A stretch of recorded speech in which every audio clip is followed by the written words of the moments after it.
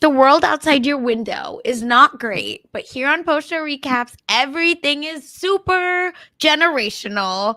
That's right, as your once in a generation talents. We are back to talk Echo episodes 3, 4, and 5. So 3 through the finale, full of spoilers, of course.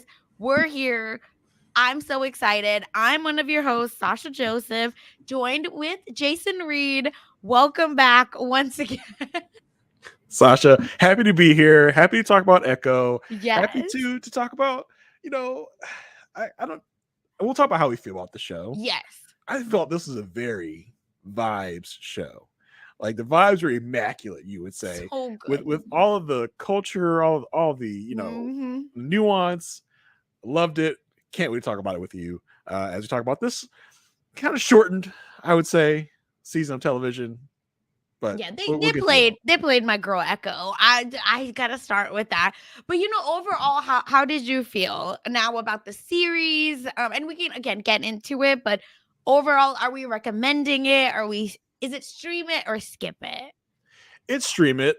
It's Yes. stream it, but it's not like you must watch this. Like this is not a must watch television show. Hmm. It was very good. I'll give it. I'll say that of my compliments. It was very very good. Yeah. Was it sloppy? Was it choppy a little bit in certain places? Were things not very much clarified in certain areas? Yes, but I would say if you want to, have an interesting television show to watch Echo. I enjoyed it very much so.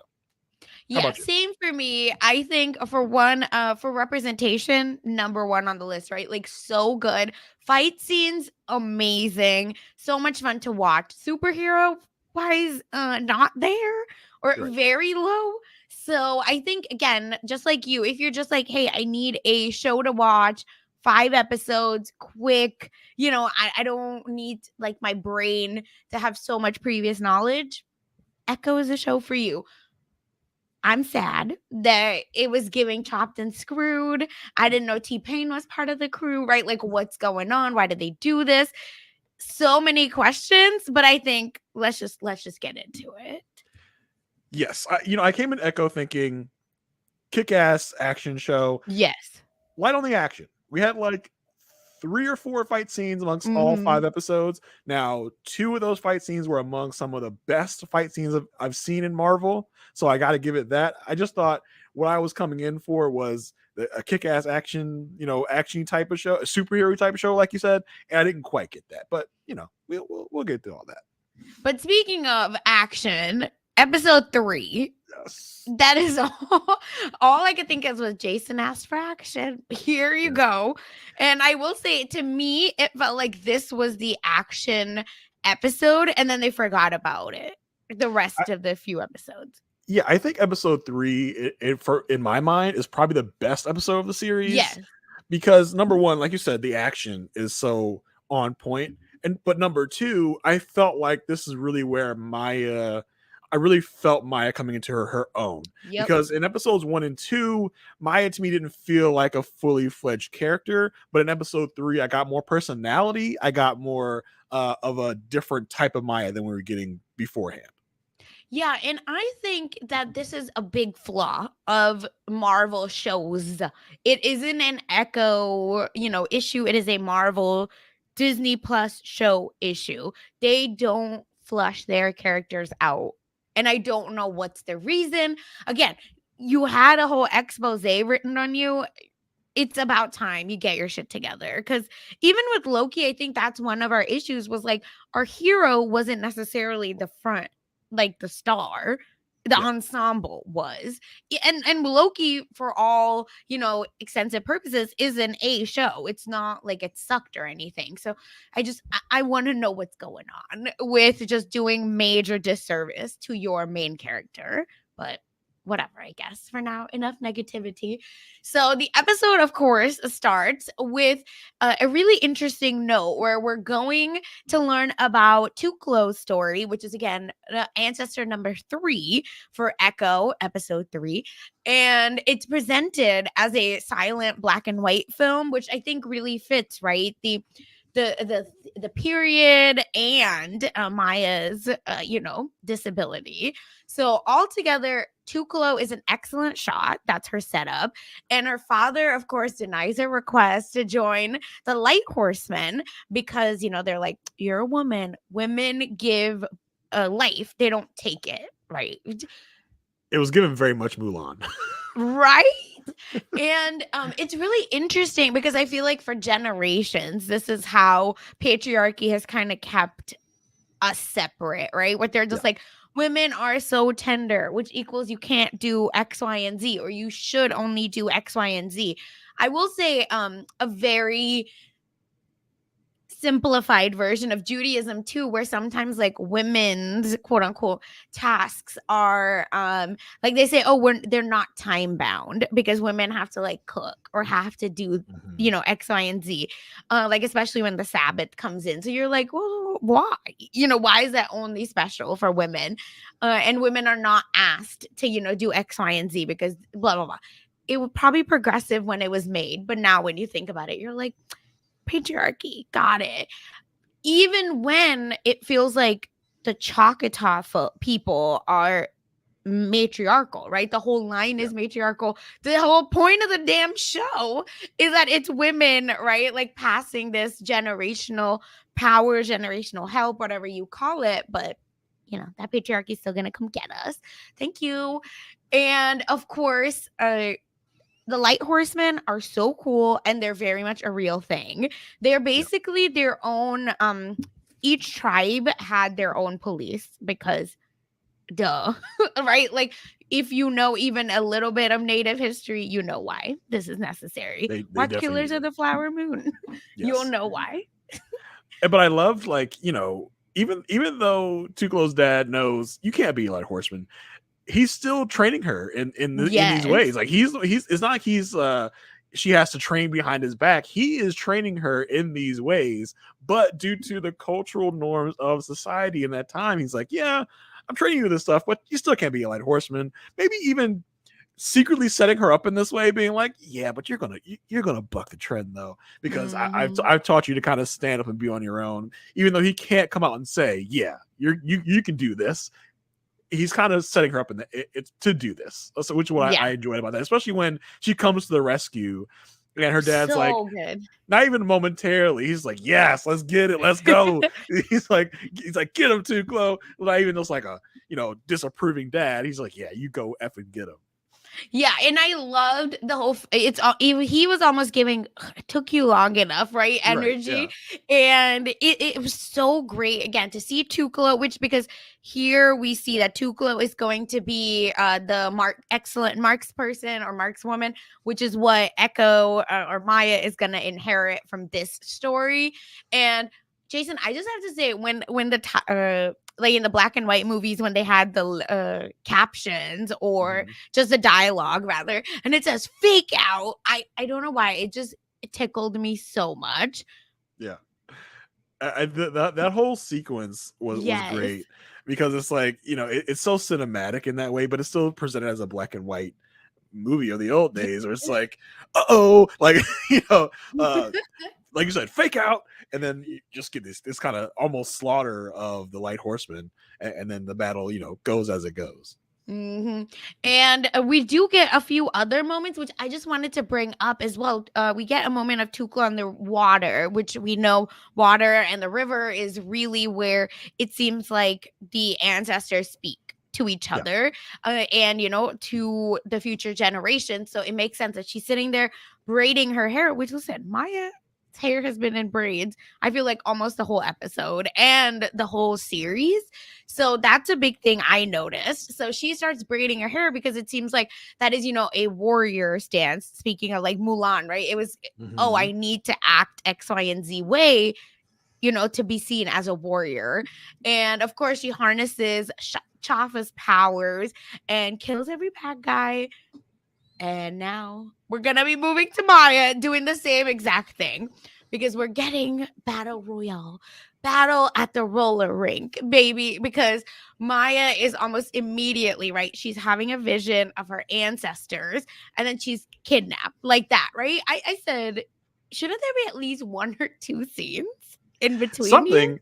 I was like, this happened so fast because we saw like the guy Vicky talking Yes. to Zane. He's like, yeah, I'm gonna get her. Then second later, she's got she's got to She's upside down yeah. at the So roller rink. like you said, chopped and screwed a little bit. Seems like there were some edits in between. But yeah, here we are. Maya has been Maya has been gotten. She's been kidnapped. Yeah, unfortunately. And I hate you, Vicky. You're terrible.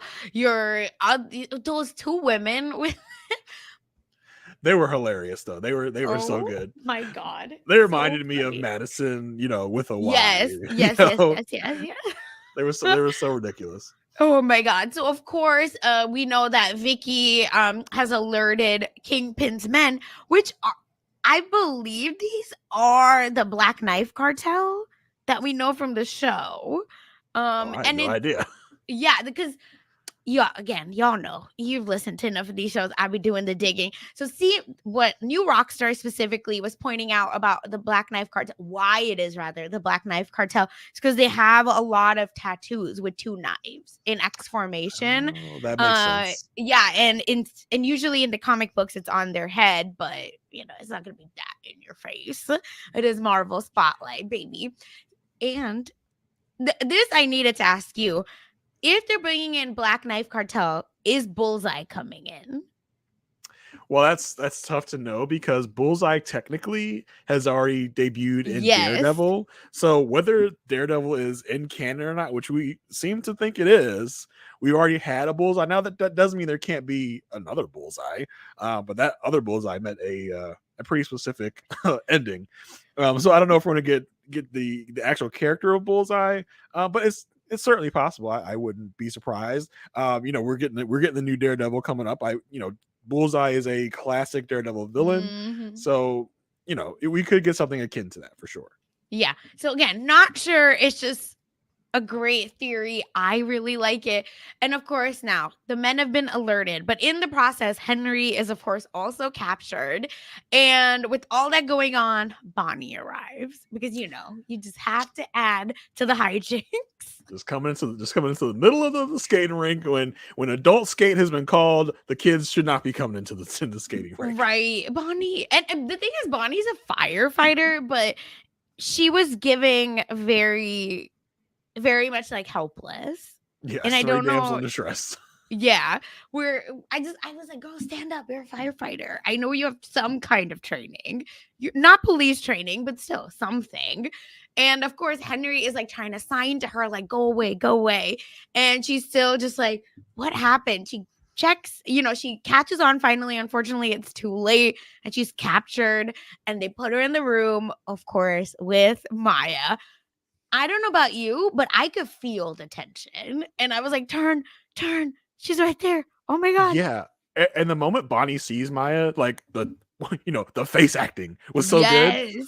Yes. It's crazy because at that moment they can't really talk because both of them have their hands bound. So it's almost just like speaking with your eyes almost isn't like, oh, it's Mhm. you. In Maya's like, it's you. Like, Yep. it was so interesting to see. And this is one of the moments where Maya sort of softens a little bit Yes. because you can also because I felt like throughout the first few episodes, Maya is so hard. She's always scowling. But Mhm. like I said, we saw a different side of Maya starting this episode, and we saw kind of the softer side of Maya, even though Maya is still mad at Bonnie, which I throughout this whole season still didn't understand why she's that mad at Bonnie, because Bonnie didn't do anything to her. Bonnie has done nothing but try to reach out. Your beef, Maya, is with Chula and should be with Chula Yes. alone.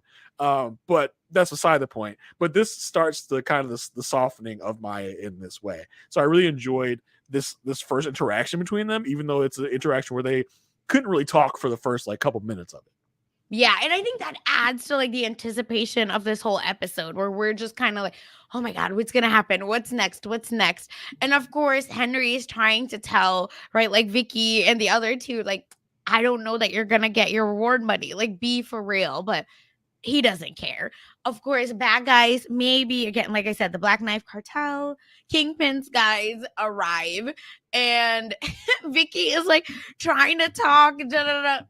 Neutralized. Vicky's like, so you gonna get my money, right? Like I can see the money. And Zane's like, yeah, whatever. We'll get you your money at some point. Maybe we gotta get the girl first. Like, nah, but like, can I at least see the money? See Like, the money. can I See at the money. least know the location of the money? Is it within a mile of us right now? Is it in our vicinity? Like, I think you can tell Vicky is almost catching on to what's happening. He's like, Yep. oh, I'm not gonna get any money. I'm gonna die right now, We huh? told you. Yeah, Henry tried to get you out of this, but he's like, oh yeah, this is going bad. This is going real bad. As Zane like kind of toys with him a little bit, he's like, he's going through the game. He's like, hey boys, I'm gonna get you ring pops. Like, yeah, you work here, right, Vicky? He's like, yeah, but for real though, can I like the money though? Like, can I at least see half of it? Like, you got a bill on you? I can see it like $1 of it. Anything? And let me Zane, hold the dollar, right? That's the yeah, energy he was giving. Zane did not bring any money here, Vicky. There's no money anywhere in sight. No, Vicky, you should be embarrassed. And of course, the two women, his accomplices, are even more embarrassing, but the best. Because one of them is listing, and this is credited in the end credits as a militia mommy podcast or something, or Mm-hmm. YouTuber. And she said, like, here's how you do a really good job, right? Of capturing your hostages. What? Yeah, it was hostage negotiation like 101. So good, so Meanwhile, hilarious. Maya is like, Bonnie, I just need a second. Maya's in here MacGyvering. I just didn't. Yes. I mean, yeah. Let's not get ahead of ourselves. Like, first we get the whole confrontation where Mhm. Maya's like, I'm gonna punch you now, Bonnie. Like, okay, cool. And the only signal Bonnie gets of them being punched is the actual sucker punch. Mm-hmm. So I said, poor Bonnie. Everything is going bad for my girl. Okay. And then Maya's like, okay, let's get recaptured. Fake, of Mm-hmm. course. And that only to become MacGyver. And when I say she uses everything in this workshop to make a gun, the most deadly gun, a laser I mean, and a honestly, gun. like they didn't really explain it very well. We It's don't just kind have of like she time. took some random stuff. It's like it's like, oh, now I have like a gun with laser sights that I can shoot these little. I look like little ball bearings or something that she was using as Yep. kind of ammo. Um, but you know, if you have this kind of skill, Maya, why did you need anyone to fabricate you a prosthetic? I, I don't. All that to say, it was a really start of the really crazy and fun and gory fight scene.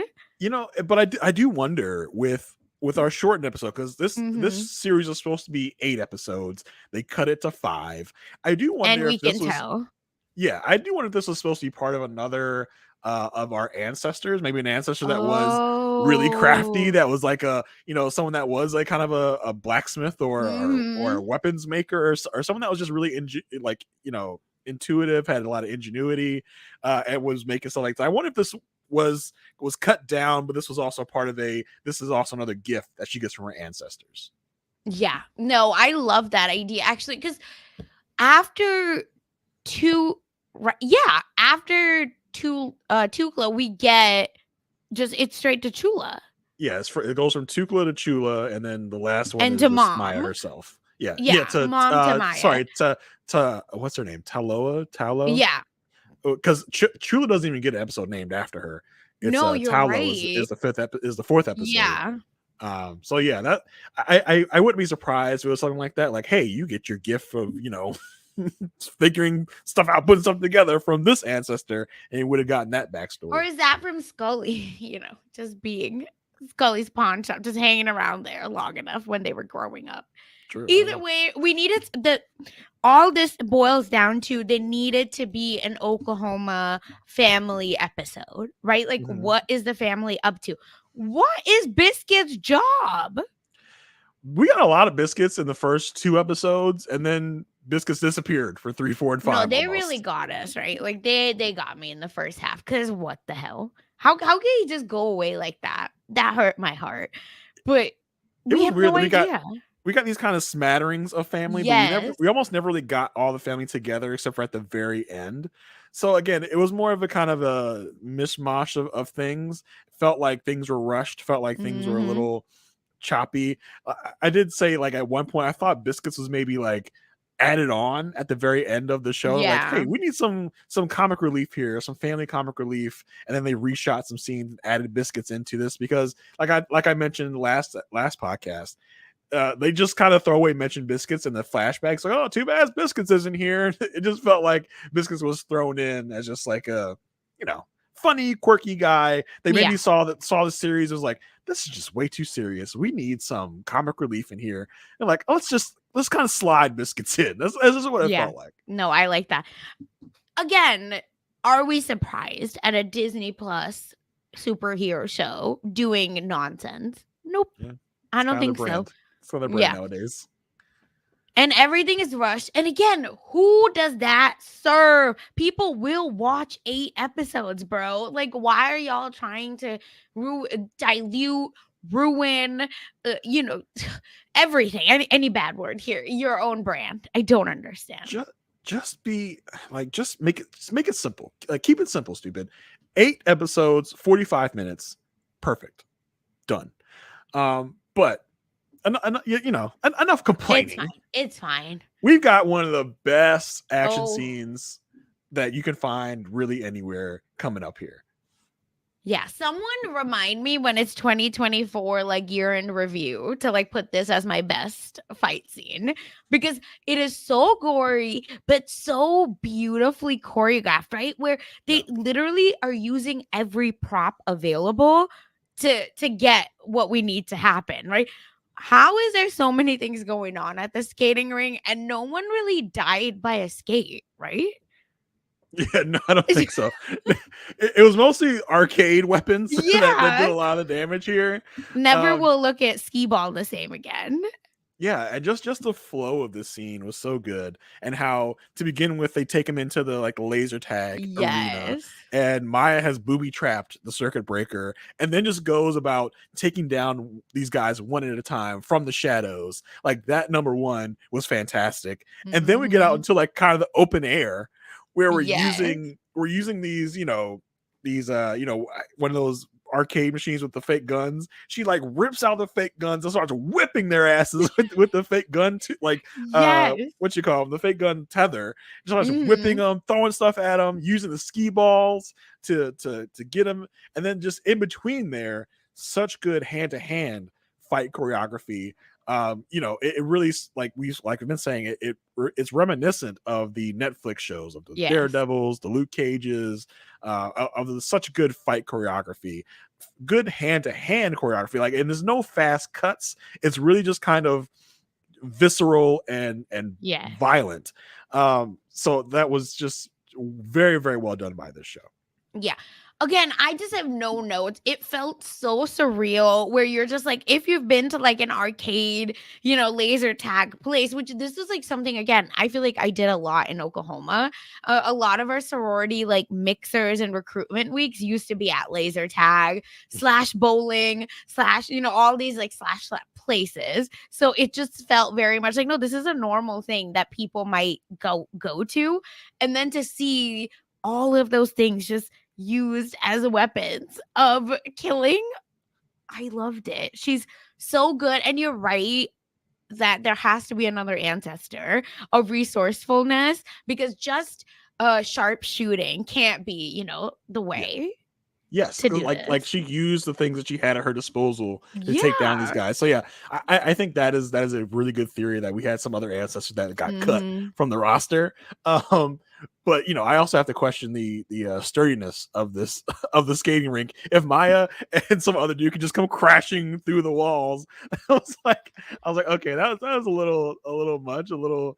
It was a spectacle for sure. I was like, damn, we gotta get these codes checked. We gotta make sure these walls are very secure because they came crashing through the walls as if it was nothing. As it was just, it probably wasn't real life cardboard, but as if it was just these walls are made of cardboard. Listen, it hasn't been updated since the 90s. It's giving like they just don't care. It's They probably know you're gonna show asbestos up. flying out when they hit that wall. Just like, oh god, we're gonna get something going on with this Oh asbestos here. god.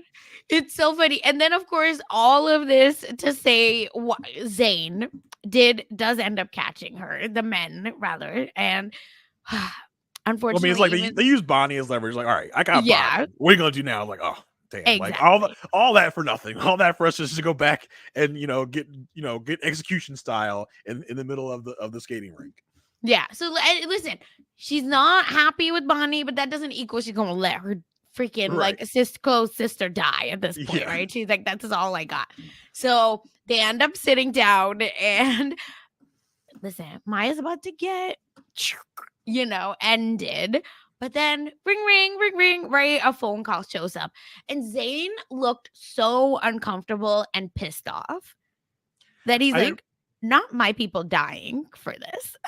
Yeah, I did wonder if, because obviously we can surmise that this was Kingpin on the other end of the line. Hmm. I do wonder if in that moment Zayn knew that Kingpin was alive, or was this like his first time finding out that Kingpin's alive to get this message of like, hey, what you're doing right now, do not Hmm. kill these people. And how did Kingpin know the perfect time to call? Is he tapped into the surveillance? Did he wait the very last minute, like, and send? Yeah. I Do think not he was, kill them.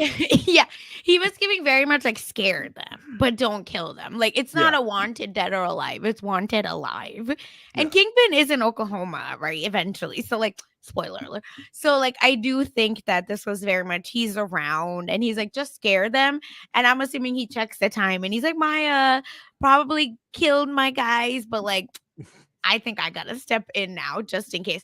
I believe Zayn knew because I think they all came together. That's why. But probably. I just have this like thought in my head of like, Kingpin's in like the truck outside watching the monitor. He's yep, like, on all CCTV. right, he's about to kill him. Call him now. Yeah, yeah, don't do that. Yeah, I'm telling you, Zayn is just like such a hothead that in my mind, I'm surprised he didn't at least like shoot their leg or something, to be like, I'm so irritated. And you like Mhm. made me come down here for what? Yeah, I loved how mad he was at Vicky because he thought Vicky wasted Mhm. his time. He just shot him in the back. Oh my god. Listen, as a hothead, I really understand. Like it's just Yeah. if I'm a bad guy at this point, like I got it. Just y'all don't piss me off now. So of course, after the ordeal, Maya, orders Bonnie to like go away. So like, nothing can happen to any of us, and nothing can happen. So she's trying to talk to Henry, right? And Henry's Mhm. like, the only one that could call is Fisk, who both of us thought was dead. Wake up, Maya. She's like, nah, I shot a dude in the face, like right in the eyeball. How is he alive? Because it's the eyeball, it's not the brain. Right. You gotta aim for the forehead, baby, not the eye. You got that forehead in there. Get the Yep. temple, the forehead, something. I mean, gosh, Maya, like, come on. The eye is fleshy. It can go in and go out the other side. It won't hit any vital organs. You gotta get the good stuff. You gotta get the brain. Yep. So unfortunately, that didn't happen. And allegedly, he's alive. We know he's alive, but they're still not sure. But of course, this is enough.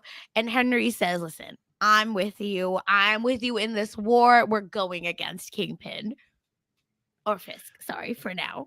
I'm stressed because I'm Yeah. like, who's gonna die? Someone's dying. Yeah. And I'm glad that Henry finally sees the light, and it's like, Hmm. hey, I'm gonna come help you. But from this moment forward, does he really? Like he shows up at the powwow later and helps a little bit, but I'm like, okay, but you didn't really do much after that. Biscuits helps more Yeah, at Biscuits the is a bigger powwow help. than Henry. Yeah. I don't know. Which a few folks were saying that Henry might actually also be part of maybe or used to be something like that. Part of the Black Knife cartel. Yeah, so Henry's backstory is a little cloudy because Right. I assume, like, just from context clues, but they don't spell it out for us. Like, Henry was Maya's dad's brother, Mm-hmm. but it would have been nice to get some like a flashback when we were in episode 1 with these flashbacks to get Henry in the mix in New York, Yep. because Maya mentions later, yo, you left me in New York by myself after my dad died. And we get kind of the backstory of like Henry's like, yeah, after your dad died, I came back here to run something. I was like, okay, I had no idea this was even a thing. I had no idea that I thought up until that point that Henry also hadn't seen Maya for 20 years. But Mm-hmm. no, they had a relationship prior to that. So I was like, okay, that again is another thing where you're not really explaining, Joe. You're not really giving me the context I need in a timely manner to really understand the relationship between all these people. Yeah. And again, what's their motivation into switching over to quote unquote the good side, right? Or going up against someone so big and Mhm. powerful. It's just, we get none of that. Actually, we don't even get that from Maya. But anyway, that's another story. Let me True. not. So, of course, the next day is mostly quiet. Maya does receive her new and improved prosthetic leg from Scully. And I said, give me more. I don't, just a little bit. That's all we get. This again, I didn't understand because I could have sworn that Maya came to him with like some crazy design for a leg, and I thought Scully was going to come with this new and improved leg, like shoots bullets Yes, or I was like, "Where's the gun?" yeah, or something like spectacular. But then he just comes with this kind of faceplate for the leg, and I'm like, okay, great. Does it do anything special? Like, is this what Maya asked for? And then for Scully, who kind of it seems like he's someone that slapdashes things together, but Mhm. they're effective. This looks so professional. I was like, well, how did you do this, Scully? Because this is not the brand we've seen of you so far. Like, you're kind of a mess, Scully, but then you come with this pristine like artifact looking type of plate for the leg, and then it seems as if she does have a fancy new leg, but Mhm. where did this fancy new leg come from? Because I swear Scully came in with this one little box, and this one little box just had this faceplate in it. Yep. Where did the leg come from? I I'm think so again, confused. they just didn't have enough time apparently to I show just us the evolution something of the leg. because I was like, okay, we got a new leg and we got a faceplate. The faceplate, which does not really come into play in any meaningful way after this. Okay. Again, why are y'all giving us crumbs, but then you're not adding them up at all? Which is, we've talked about this. I feel like every podcast of about Marvel, but right, like they're giving us superheroes, they're giving us plot lines, they're giving us, X, Y, and Z without any payoff or without any connection, to where now as a viewer, I'm like, I don't even want to spend time looking at it because I know it's probably not going to matter. Well, yeah, it's just that they set it up so much. They set up this uh Maya gave Scully some specs for her leg, Yes. and then he comes and delivers this faceplate, which okay, great. It's a faceplate. It looks nice. It looks fancy, Yes. but I don't know. It didn't do anything. It was just like it didn't come into play at all. Like, what was this for? What was the point of that? No, oh, whatever. I think they're just trying to maybe show Choctaw uh culture and history. And I think that's it because they talk about being a warrior. Yeah, but also Scully himself. Scully, are you? I still like. We found out this episode that Scully and Chula broke up at some point, Yes. and we're like, and Scully's like, I don't get into family business since me and your grandma split up. I was like, so are you not her biological No, grandfather? 100%. So like that was again context. Let me know the information, so I'm not surprised when he says like I don't get in y'all's business because you're not her real grandfather. I had no idea, no idea, no idea why he and Chula broke up. I can assume that it's because of Chula's grief and it pushed them away Mhm. from each other. That's what I can assume, but you haven't really given me the context I need for it. No. I just don't think we understand what's going on. I think what we are to infer out of all of this is that, hey, this is, this probably all happened after Maya left and the accident, and losing a child is never easy, and the way folks deal with it isn't always positive. I think that's the nicest way to say it. So I'm assuming that was all part of the Scully dumping.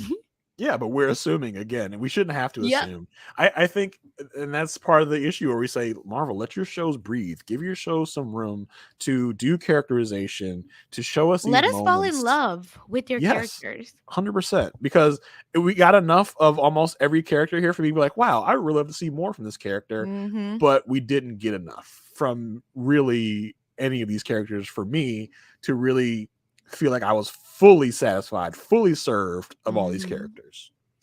Yeah.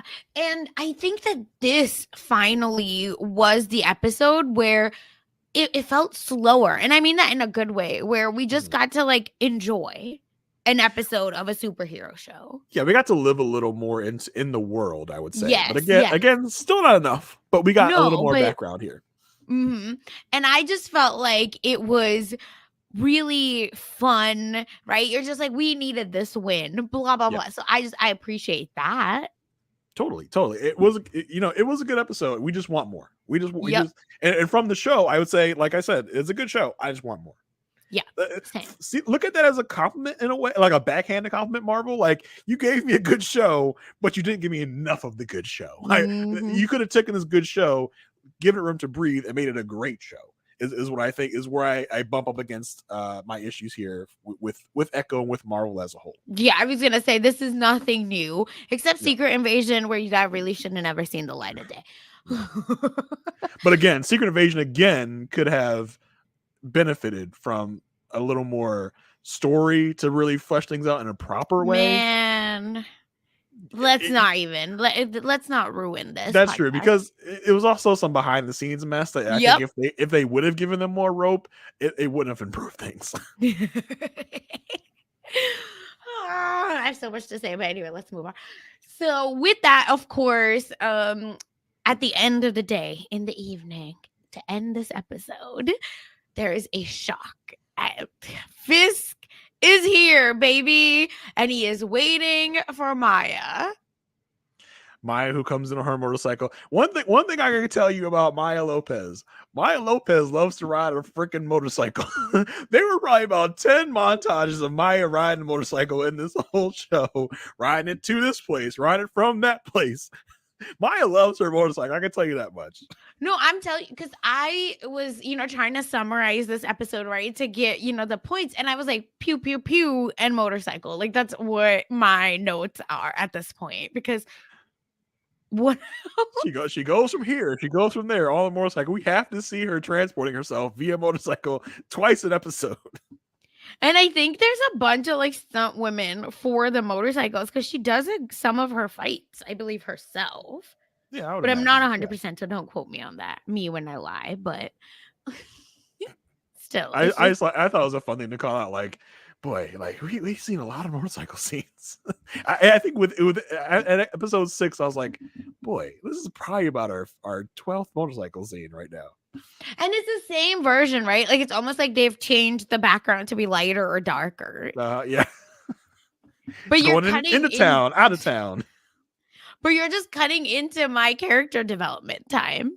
Yeah, What's the reason? Mike, I get it. The character likes motorcycles. She rode it from New York to Oklahoma. yeah. Isn't that enough? Speaking of year end categories, best sidekick is that motorcycle. It's biscuits. How dare you? The shoe in. Motorcycle and the stunt woman are for the win with this one. My God.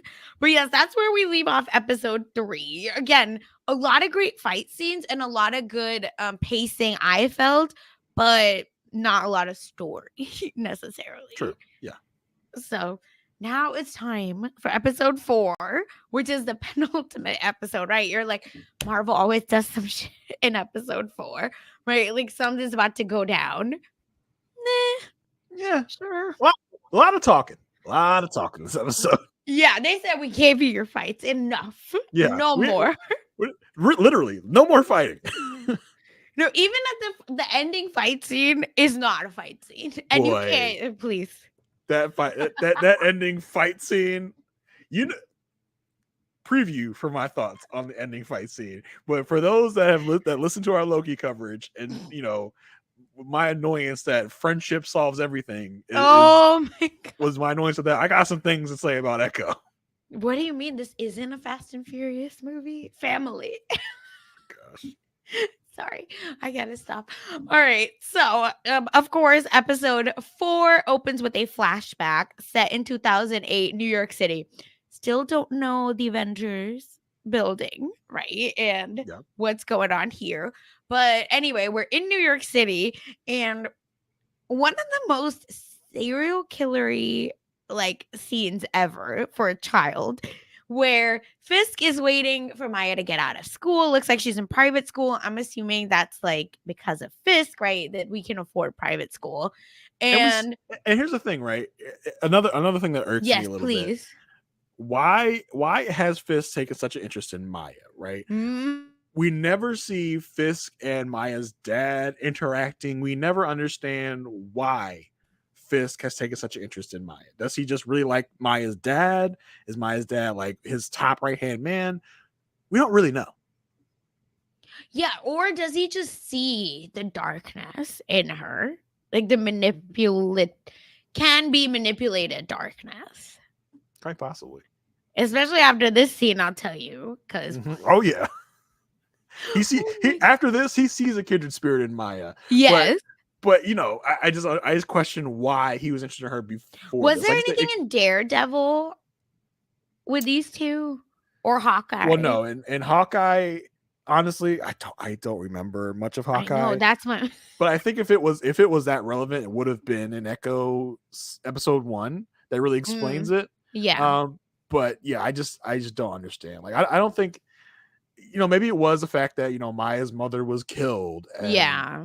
Fisk takes interest in that way because he's like, oh, this poor child, and then he sees that she's a little bit psychotic, not in just this way, but but but apparently in Maya's life even before this moment, Okay, a little right. 'Cause psychotic, which at this we point, I'm taking notes of all the stuff yeah. the baby Maya has done.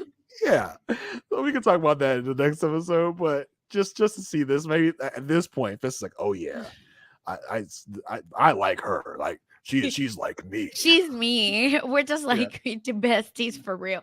Cause Fisk is waiting, right? Maya like attempts to get some ice cream. Of course, the vendor is a douchebag and can't really figure out that Maya is deaf, and it just like kind of shoos her off. Fisk says, "Hold my drink and my ring and my hammer," right? And just like beats the living shit. Like, I'm sorry, living crap, but like this is disgusting and so bloody. I couldn't, I had to look away again, but poor man went from his little vendor cart to the alleyway and he's still getting kicked and punched. Mhm. And after that, right, Fisk is finally decides to lay off of him and gets a call someone to be like, I need a new coat. Like, I can't have Maya see me like this. Wow, how beautiful. You care about Maya, but you won't learn ASL. Mhm. And guess who's standing there? Little Maya. Little psycho Maya. Oh my God. She is not phased one bit. She goes, he just like me for real. And gets a few kicks in.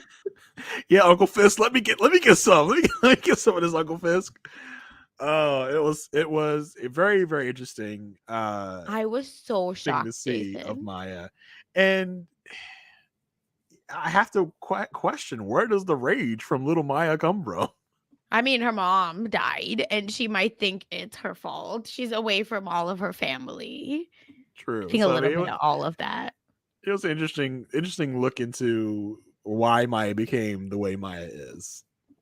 Yeah, you It's know not, what? The rage was there before too, right? We saw well, from the yes, woodpecker. especially with her dad, who seemed like her dad was really trying to steer her in a better Yes. direction, and then for it to go this way, because I mean, her dad is still alive in this moment. Mm-hmm. He's still there around. I would assume, trying to Yeah. teach her a better way, but. Nah, we could be bad when we're with Uncle Fisk. Like Uncle Fisk is the guardian that will let you get away with the bad behavior. Oh my God. His favorite uncle for a reason, right? Mhm. And then after that, right? But we'll hold that thought. And this is how she kind of becomes like Fisk's special, niece at this point. And flash forward, of course, to the present in Oklahoma, where they're reunited, right? Months after Maya shot Fisk in the face, in the Hawkeye's also season finale, I believe. Mhm. And Fisk is, learning how to communicate. Well, guess how he's learned it, y'all? He gives her a contact lens, whereas an AI, listen, AI is going to get us. AI is Mhm. like signing while he talks. So AI is interpreting for him. because we know that interpreters maybe don't have the best ending here. Yikes. But again, this and Maya will mention it later. Like this is the Yes. laziest way to communicate with me you could ever think of. Like you don't Hmm. want to do any work to really communicate with me. You got AI to do your dirty work for you to Yes. continue to try to manipulate me. And it's like, I don't wear contacts myself, but my wife does.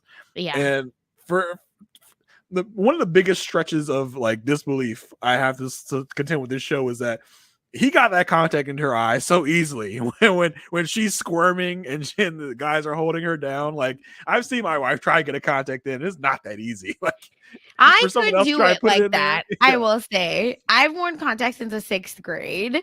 Um, the only time I struggle is when I have nails. Like these Mhm. nails make it really hard to get them out.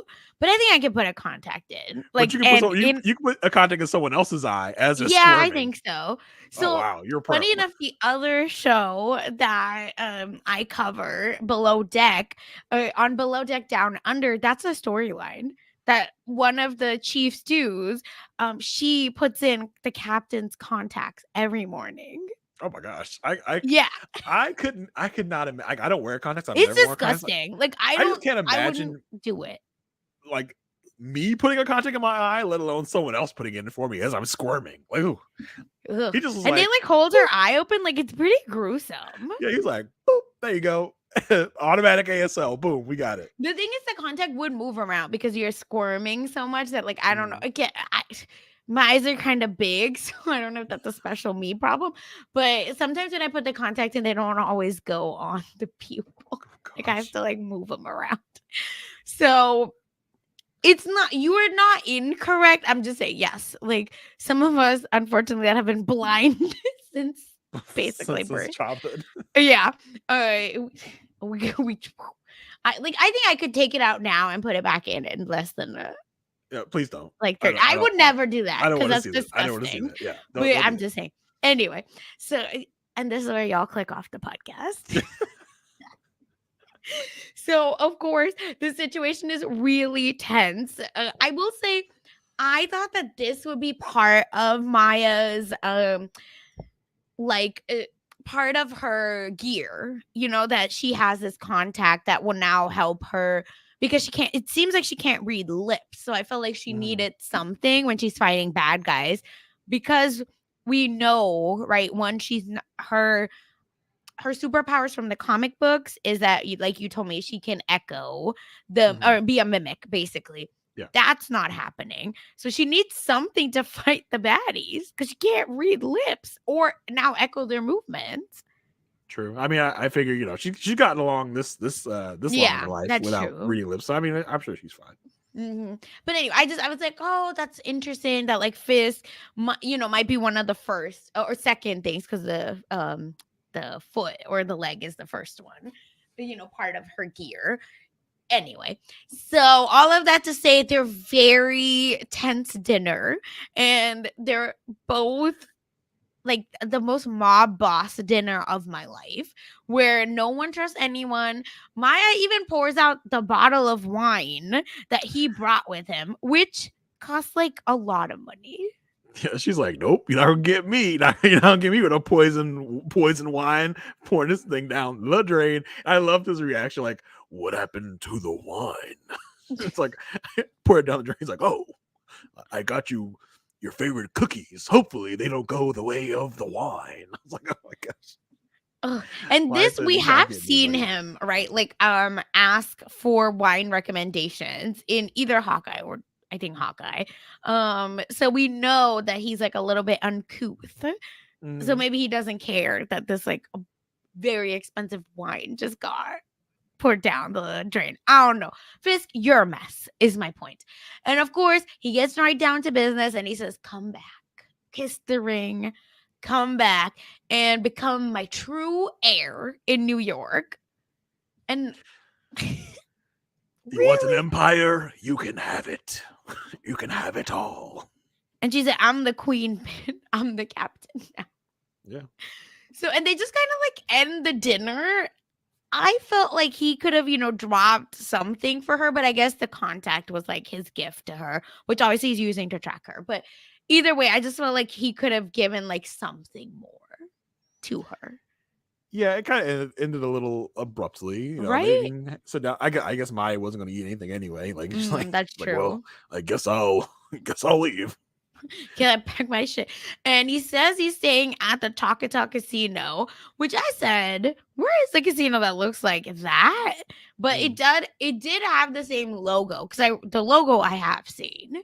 It's just, but then again, there's so many casinos. I shouldn't act like I know all of Oklahoma and every casino ever. So after that, right? So that's where he's staying, very important. And after that, Maya is now going to meet Henry. And of course, to say, listen, this is what Fisk said. What should our next step be? She's like, And come with me. We're gonna do this thing, right? Like it's almost as if she's actually considering this. yeah, she's like, I think I'm the queen pin now. Yeah, I think I got what I wanted. He shot my dad. I shot his eye out, and samesies. We're good. we're good. We made it. But while that's happening, she does get another vision. At the same time as Chula, it looks like, who is at the local fairgrounds, preparing for the Choctaw powwow, and this is enough for Henry to say, "Enough is enough. You and you get together and let's talk." So Maya is now dropped off at Chula's house after Dropped 20 off years. like he's taking a bad child to go see like their other parent. Like, I had enough of you. You go in there. You talk to this person. Like, it was so funny. It's almost like a bad child being sent to a punishment. Yes. She's like, fine, I'll go in. Like, she can't Fine. I believe she's just guess I'll dropped talk off to this this place. Yeah, lady so who has good. the answers to all my needs, but I guess I'll talk to her, right? It's just, if everyone can stop being stubborn and if Mhm. we could figure out, right? Because, okay, so Chula, and, it's a very awkward conversation between Chula and Maya, right? We're trying to figure out what's going on, but we still don't know, or at least for me, their conversation was so painful because how are you blaming a child for not keeping in touch? And you would almost expect a show to give a character a reasonable like reason for this, Yes. but we don't get one. She's like, yeah, I just didn't want to have you around. Like, Because you okay. looked and reminded me of your mom. What? Like, okay. Like, as Maya tells her, like, it was a very, very selfish thing to do, to just kind of turn your back on a child who Mhm. just lost her mother. And Chula can really give no good explanation for this. She's just like, yeah, you remind me too much of her. My heart was broken. So I just said, yeah, you go with your dad and I'll forget all about you. It's like, wow, it's so heartbreaking, so cold blooded. And I almost like, even by the end of the season, we're supposed to, I don't know, look at Chula still as some type of good figure. I'm just like, I can't get with you, Chula. Like, I can't rock with you. Like, you just, even through your pain, you should realize that this is your granddaughter and you're sending Who her needs away. her family? Because it seems like Chula is the connection, right? Because here's my question, right? And because Chula does end up sharing, right, about their lineage, I feel like just that. How did the ancestors kind of let this happen is also my question. That this child is in need. You have it. The people behind you had it. And that your daughter had it, the healing power. So I'm so confused how you can let Maya just wild out like this with a criminal when Maya Yeah. has all of these powers. A criminal that danger follows around. Yes. Like, danger, like, this guy just got your daughter killed, and you're just like, all right, bye. Like, I'm just gonna forget about you for the rest of your life. Like, would it have taken like a woodpecker coming down and landing on Maya's head That's for you to what be I'm like, saying. come on, Maya, let's go? Like, she's just like, all right, bye, see ya. Just gonna forget about you for the rest of my life. Calm down, Bonnie. Like, your cousin's just going away forever. Like, I still can't rock with Chula after all this. Like, because it was such a selfish move. I understand you're brokenhearted, but that should bring you closer to Maya, not push her further away. In my mind, it Because Maya was, is still thinking she lost her mom and it's yeah, her fault. yeah. And Maya, right, is rightfully enraged here at this. And it was such great acting from Yes. Alaquana Cox, I think it was her name, right? Mhm. And before this, Maya, even as she signs, you don't really hear much as she's signing, but here you can almost audibly hear her as she's like Yes. yelling and sign at Chula and using her, the audible words along with the signing. It Mhm. was it was such a great moment that she's really able to let it all out on Chula in this way. Yeah, I agree. I think it was necessary. Again, I just wish 2 minutes, right? Cut out all the bike scenes and just give us the motivation of what happened in Oklahoma that they could just like let her go like this. And wha oh, it bothers me so much that you're blaming a child for your severed relationship. Yeah, and Maya's like, "You disowned me." She's like, "No, not you. I disowned your dad." Well, she was Yes, who with was she was living with with the my dad, bro. Like, yeah. like, come on, come on. And Maya They says, enough. Maya's like, Yeah. "Yeah, I was a kid and I needed you, and you chose yourself." As she like runs out of the house, like, "Yeah, tell him, Maya." But like you said, I think we get the explanation here. Chula's like, "Yeah, Yeah. all our ancestors are looking after us. This is why both are seeing these visions." And this is where we get the revelation that Mhm. Maya's mom was a healer, which is a kind of a different convention here that we've seen from all of our other ancestors, that she has this special power of healing. I was like, Yeah. oh, that's very interesting. And it seems to be like, I don't know if each ancestor had their own skill. Like, was one Yeah, I agility, believe so. one was Mhm. marksmanship, Yes. now this one is healing. So that's very interesting in and of itself. Yeah.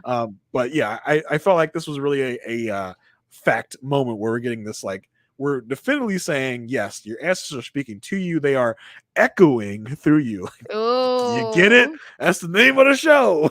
They're echoing through you, Maya.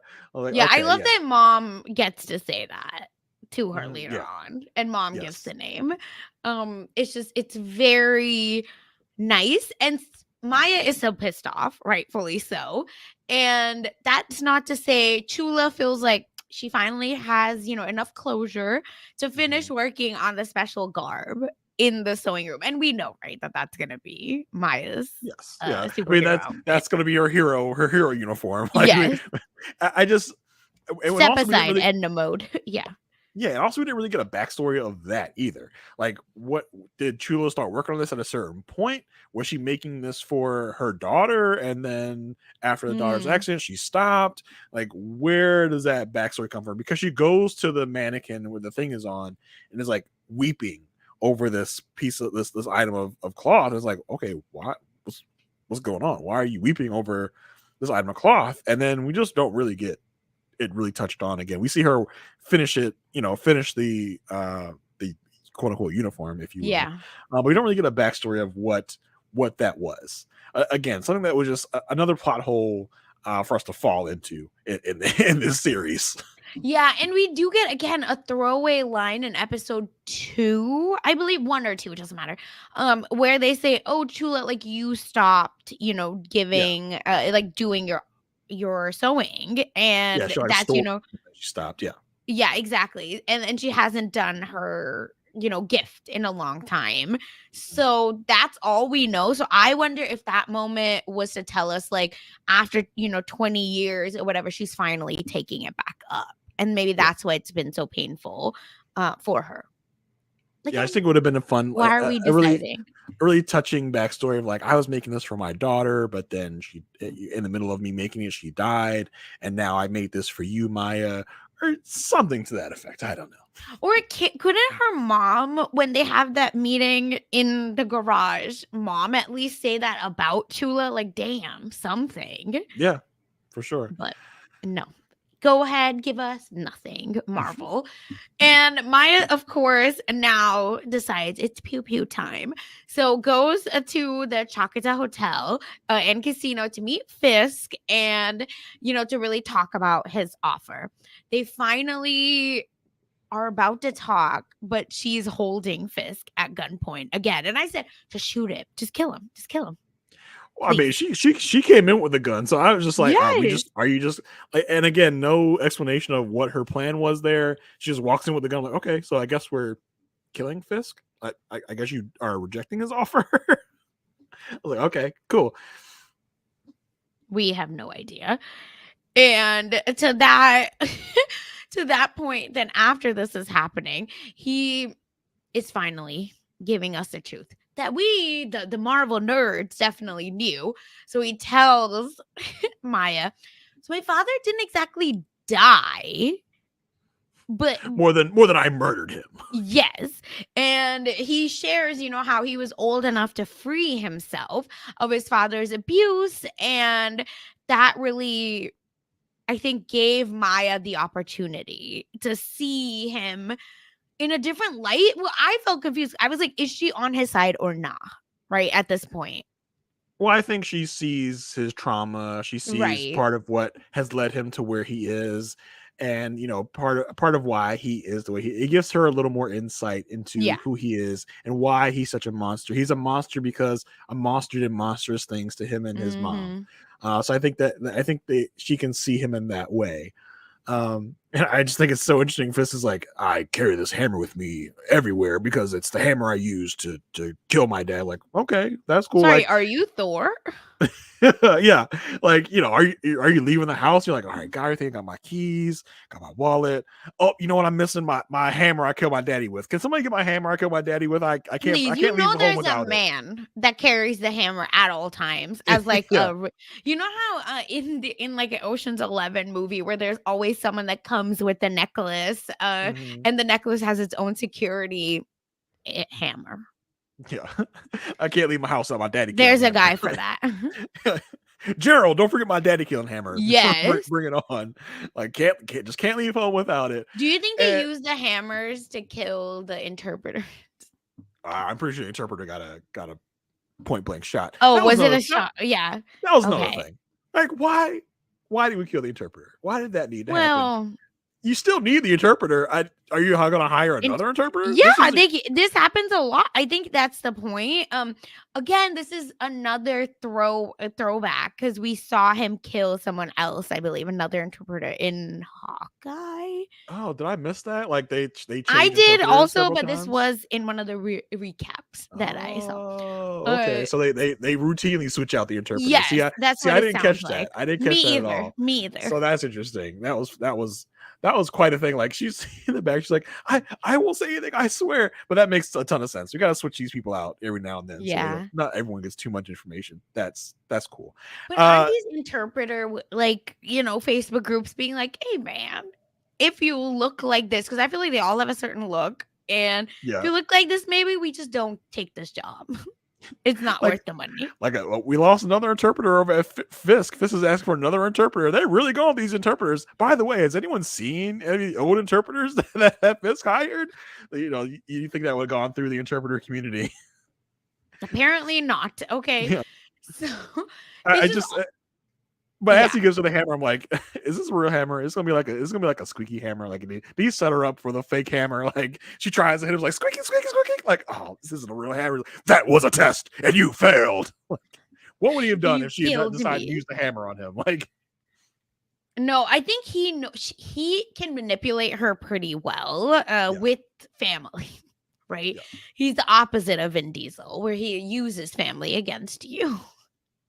Well, I feel like Vin Diesel uses family against all those people. It's like, come on this mission with me because we're family and get yourself almost killed.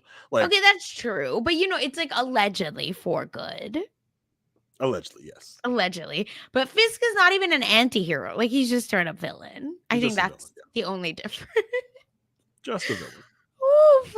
And of course, Maya, stumbles, but decides like it's time for me to go, and does end up leaving before anything else can happen. But Fisk is not blind Well, to Maya. not he's half blind. I even know he's Yeah, half blind anymore. I don't that's know what I'm I don't know what saying. his eyesight is at this Because point. I was like, what up with the eye, right? Like the scars look much better than the like weirdo tape that you're doing. Well, it And seemed like then he had some it's type of device that was like yeah, healing his eye, which I guess is a new form of MCU medicine. I don't know. We saw a version of it, I believe, in like Age of Ultron, where it was the same blue light that helped Yeah, Hawkeye. makes sense. Um, so again, I was like, "Ugh, Marvel spotlight my ass, right?" Like, we have to know. No, I'm just kidding. But either way, I'm like, are you blind or not? That was another question I kind of ended this episode with, where what's this eye patch? Hmm. Is it just all of eye? Maybe he's commissioned a lot of eyewear and eye tech that we just have no idea about. Yeah, my thought is it was something that was like almost like healing his eye Yeah, through makes sense. cybernetics or something. So maybe he Mhm. can see. He's just really scarred in that eye. Yeah. Who knows? We'll see. And of course, the episode ends with Maya leaving Oklahoma while Fisk is so angry, very much a petulant child, because Maya has refused his offer. Jeez, Louis. Like, what did you think was going to happen? That's what I But want to know. I mean, Maya, what did you think was going to happen? If you just Okay, you know what? You're leave right. leave Fisk in the dust. Like you didn't think he was going to get any retribution for that? You thought he was going to let you leave? Maya, you've learned nothing. This man didn't learn ASL for you. What do you Mm-hmm. think that means? He's not going to let you just walk away. No. Your uncle already told you. Fisk don't let people walk away. He's gonna turn against you and take the people you love. Yep. Should have killed him. And Should have hit him with that hammer. Should have shot him mhm, in the face again. You should have shot him in the face in the right spot this time. that would have been like using the hammer to kill him. Poetic justice. Not that maybe his dad, who's to say, didn't deserve to die. Not for me to decide when an abuser deserves to live or not. We Mhm. covered that in The Power. Yes. um, but just end it. End it. We don't need to go to episode 5 at this point with how rushed this season is anyway. But it's okay. We got to get to episode 5. So here we are. It opens with Chula and me screaming because Chula is has stopped by the pawn shop and I said, kiss, kiss, come on. And Scully is, trying really hard, right, to flirt with her, trying to make some Mhm. things happen between them. But Chula says, no, I just need the sewing machine that I gave up during my daughter's car accident or any sewing machine at this point. But no, Scully says, baby girl, I got you. I've saved it for all these years. And he presents it with her. And there's hope Oh for yeah. some romance here. Yeah. He's like, I need you back for me and this sewing machine. Yeah. And by the end, they have this like sweet moment. They're touching hands a little bit. Chula talks to him in Choctaw, which is their Mhm. little their love language. And again, fast forward to the end. Did they get back together or not? He's not at the little family get together, so I don't know. Oh my, I was so angry that he was Mhm. not. I said, why? What has this man done to y'all that you're so disrespectful to him? He's trying to get back in the pants, Trula. Just let him in. Let him in. He wants it so bad. But that was a nice little touching moment between them. Yes. And which I appreciate it. Let our side characters actually have stories of themselves. Because I am a truly truther. Make this happen when, all right. Please. Julie, Skula, Yeah, whatever you Skula, want to call it. whatever you want to call it. Okay, Chula, no, not Chula. Chuli stands rise now, or Skulla, whatever we want to call ourselves. And of course, Chula Day is like going on as normal. She's working her little post office job, and unknowingly, she encounters this big ass man that we have never seen around in these parts before. Hmm. And she's just word vomiting her whole life story. Yeah, like my daughter, I learned ASL for her and I keep it up for my granddaughter. You keep it up for your granddaughter. You haven't talked to your granddaughter in 20 years, since yesterday. Where you keep it up for her, which was, Mhm. I thought a very interesting kind of moment there where Yeah. she does say, which almost says to me she had always hoped that she and Oh, Maya would 1000%. reunite, but she was just too stubborn to make it happen. Which I wish we would have got a little more background into about why, even after all these years, she's refused to reach out to Maya. I guess she does mention to Maya that she seems too much like her dad, which I guess Yep. was another reason to not stay in touch with her. But I thought it was interesting. She said she kept it up for Maya, which gave her, I guess, showed us that she had some hope for the relationship at some point. Who knows when that would have happened if all this stuff didn't happen now. But say this to Maya. Mm-hmm. Not a random. This is sometimes I feel like Southern people really are that nice where they'll just be telling you their whole life story and you're just like, I just met you. But by the end of your conversation, you're just like, yeah, and tell little Bobby, that like I hope he gets that A so that he can go to his little, so he can go to Disney just like Daddy wants, right? You do know the whole story, so Tula, I don't blame you. It's just this man is sus, and I need the woodpecker to show up and peck on. his and peck his bad eye. Like this is Yes. not the good guy. This is a bad guy. Like Where are the ancestors? Why are y'all sleeping? Okay. So, of course, while that's happening, Maya has left, and which is unfortunate because the annual powwow is, setting up. We know that that's where, right? Like the beats, it's gonna come to a head here. Biscuit is back. He's helping out, he's helping set it all up, and he's like, where's Chula? Chula should have been here by now. This is like her main event. What's going on? And then we see an RV pull up, and it is Zane. freaking Zane. And I love that Biscuit's like, no, you're not a vendor. You gotta park over there. And Zane is like, and just keeps going. I was gonna do what I want. Okay, bye. Zane, I hate you so much. So he's of course arrived, which I think raises a lot of alarms for Biscuit. So shout out to Biscuits because he says, Chula isn't here, Bonnie isn't here, and now we have these sus ass people. These What's random going on? colonizers. These random Yeah. colonizers are pulled up. Like nothing good can come from that. Yeah, just like another Disney movie. Look at us today. White men. These white men are dangerous. Like that's all we're getting right now. So of course he texts Maya and says, like have you heard from both of them? This means Maya's like, something's up. I was like, oh shit. It's like 2 and 2 finally connect. Like, I probably shouldn't have just blown Fisk off like that because he was gonna take some kind of revenge. So I should probably go ahead and get back there. Like, yeah, duh. Come on, Maya. And I shouldn't have left until I knew Fisk's ass had left. Mm-hmm. But of course not, because Fisk can't really like track her because she's thrown the contact out. So of course this means everyone's in danger. Maya, vroom vroom, she's coming back, baby. And Maya rushes to Chula's home, and you can tell it is something's up. It's all messed. But then she is greeted by the spirit of her mother in the garage or, in the sewing room at least, where her mother reveals a true connection of Maya to her ancestor all the way back to the first Chakata Chafa and how really the women of the family have served as protectors of the tribe. And they call on the echoes of the ancestors in times of need. Echo, get it? That's your superhero name. Got it? I loved it. I'm a sucker. I fell for it. I was like, this is so beautiful.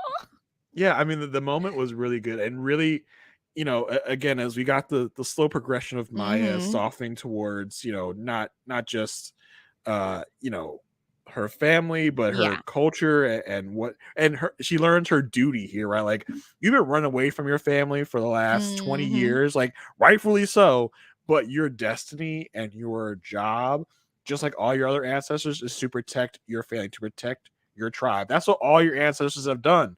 Chafa, Tuklo, I forgot the other one's name, but they've done is protect their family, protect their tribe. The first one got their people out of the cave. The second one saved them from being banished by winning the rugby/lacrosse match. Yeah. Tuklo saved her dad. So this is all of their jobs throughout here. And now it's your time, your turn to do your job, do your duty.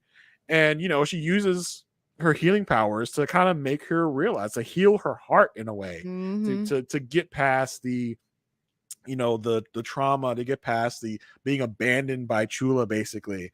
And it was just such a touching, great moment. And the actress that plays um Taloa, I think Mhm. was Maya's mom's name, is so good with what she does. Where I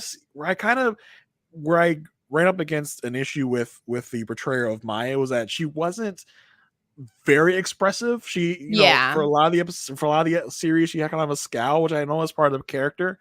But for someone to be so expressive, like her mom, that was a great use of that, a great use Mhm. of the acting in that way. I wish I could have seen a little more of that from the Maya character. Yeah, agree. I think again, there wasn't enough room for her to really Mhm. be anything else but pissed off. It felt like because of how it's written, not necessarily because of the actress. True. And we do get a moment with the mom where we learn about the woodpecker, and this is what we've been talking about, where it's like a known thing that if you're a true crime junkie, that a lot of serial killers start by hurting animals. I was like, Maya, like you little psychotic. I mean, even before the trauma of your Yes. mom dying, And before Fisk, yeah. your family abandoning you, you was a little psycho. You was a little cray. Talk And about. killing like your hurting, sorry, your like the tribe's like protector or the I tribe's mean, like she ain't woo, know that, but you still true. try to harm little innocent animals and then lying about it. Talk about, yeah, I just found him like that. Like, girl,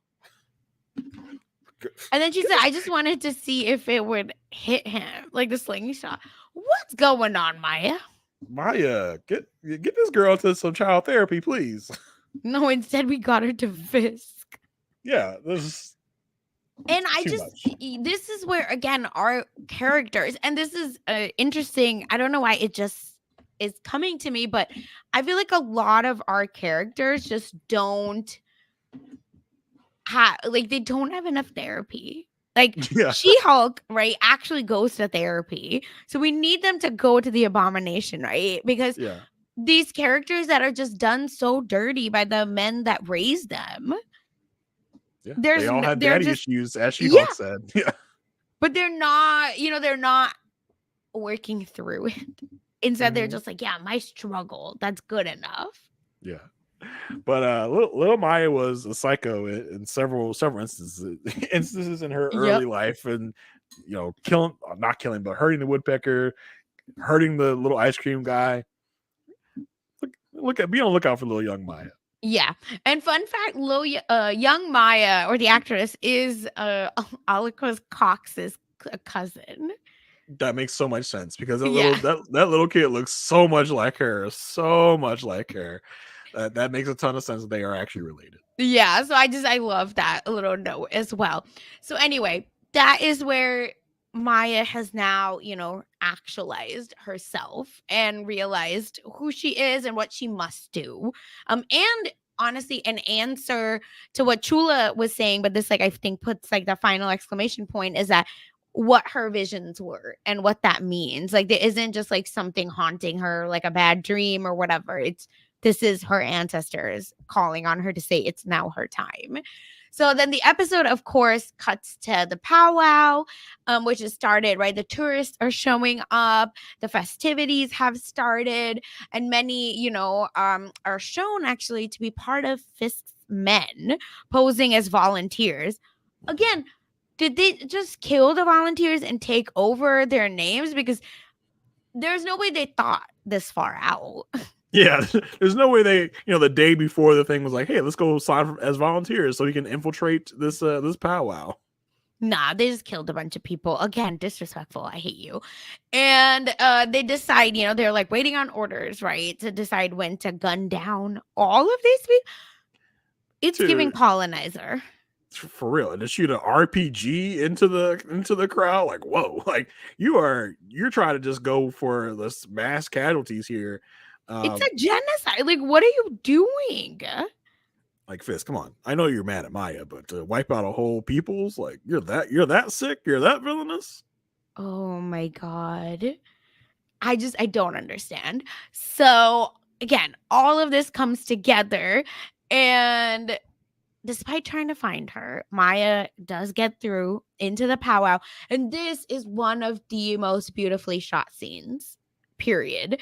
The noise goes down, right, of the powwow, and you just hear the drums and you Mhm. hear the heartbeats, Yeah. and they do this a lot in the episode, right, where it's almost Maya's POV and what Yeah. she hears and her heartbeat.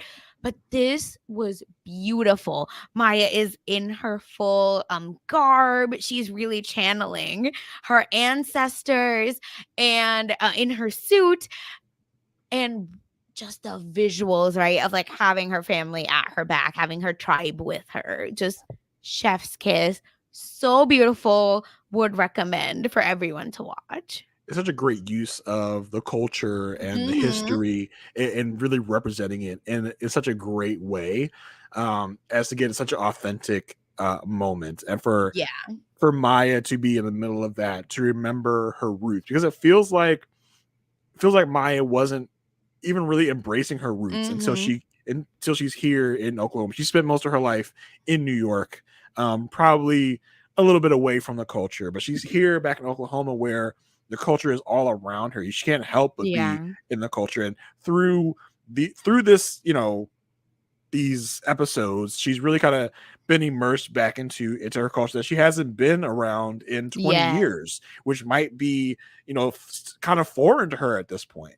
So it was good to see. I wish the show would have delved a little more into Maya's thought process in Mhm. that way, but I think we can just feel that from looking at what we have here. Yeah. It was beautiful. And Maya, of course, then slip is about to slip away. But with that, we get a Henry sighting right before that. Henry arrives. Hello. Again, and Henry should have been there, right? Like, Yeah. he's part of like he seems like not just part of the community he seems like a big part of it. So weird.